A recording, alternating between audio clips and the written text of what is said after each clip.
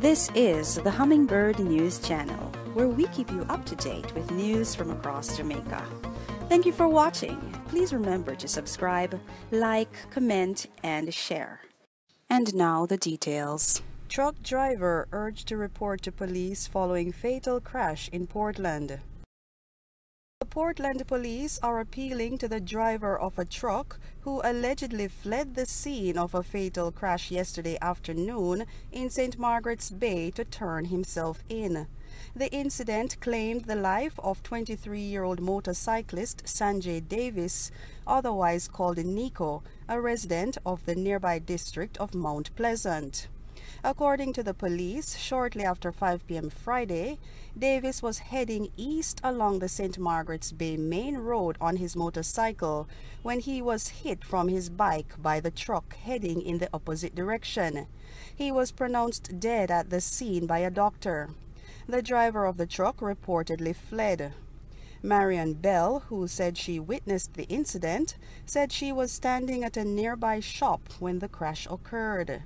She said upon approaching a corner near the entrance to the Ken Jones Airdrome, the driver of the truck switched to the right lane into the pathway of the motorcycle as it came around a blind corner, colliding into the bike.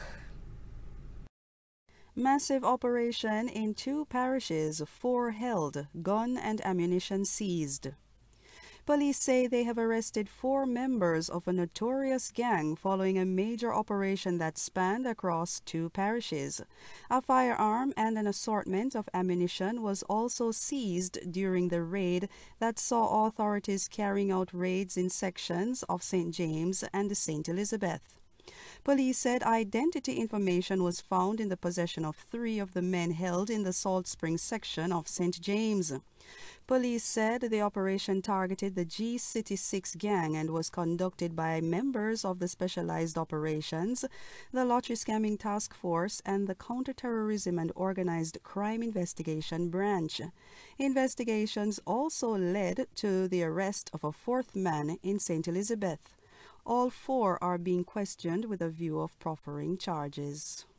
Relatives of Hanover man set on fire at the Lucy lockup seeking justice.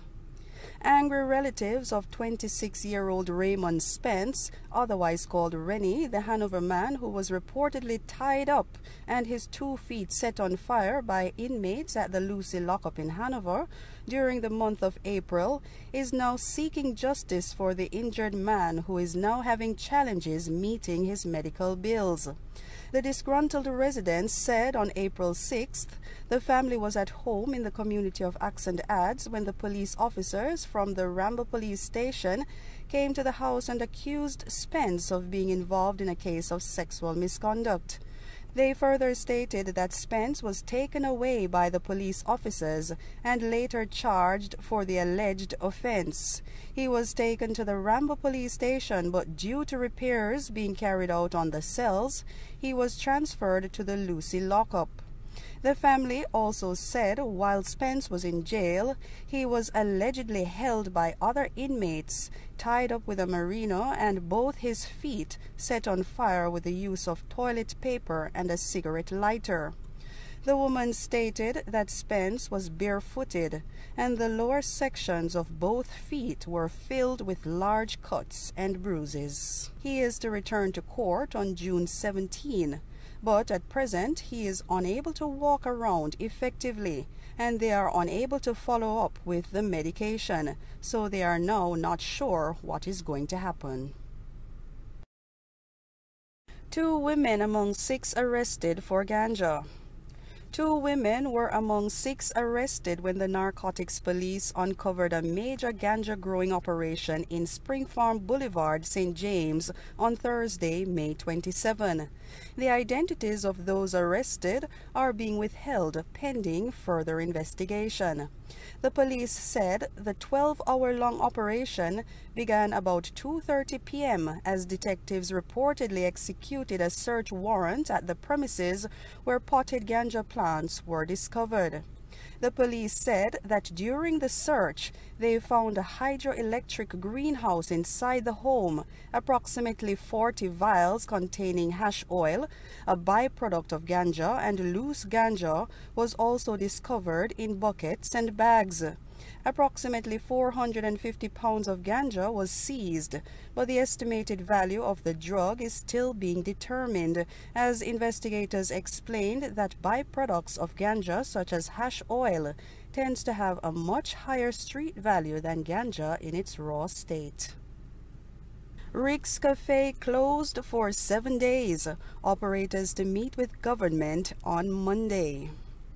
Popular entertainment venue Rick's Cafe in Negril, Westmoreland has been ordered to close for the next 7 days by the Office of Disaster Preparedness and Emergency Management, ODPEM.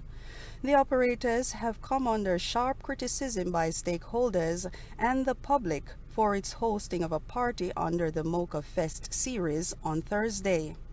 In a release this morning, the Ministry of Local Government and Rural Development, to which the ODPEM reports, said the operators were in breach of the Disaster Risk Management Act.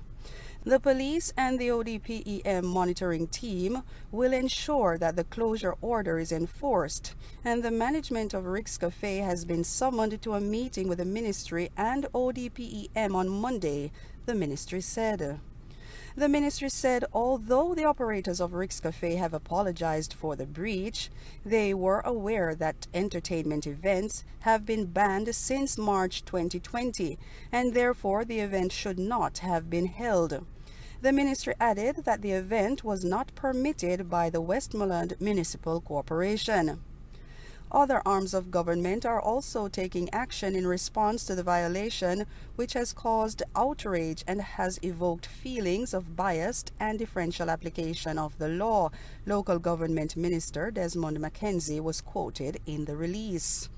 "I want to make it clear that no differential treatment is being given," he insisted.